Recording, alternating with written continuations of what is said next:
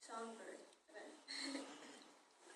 In the bleak winter of the soul, she was too weak to fight.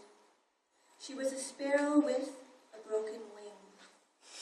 The darkness crept in by the undercover of night, where past and future fears bred infection. Infinity lives on in the essence of each moment.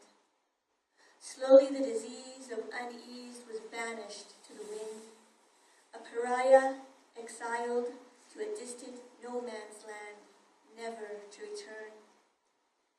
Life is a creation of our own needs, a lesson we once chose when we were wiser. As a seed in the garden, buried beneath the grubs, in time shall bloom, we too shall blossom. Beauty resides deep in the belly of the beast, in the madness tick-tock of life's never-ending crazy town blues that never seem to miss a beat. Hope lives. It travels in the silence of time's passages.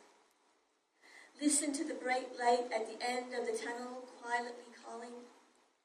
Even the ever-patient songbird must wait for its song to be sung.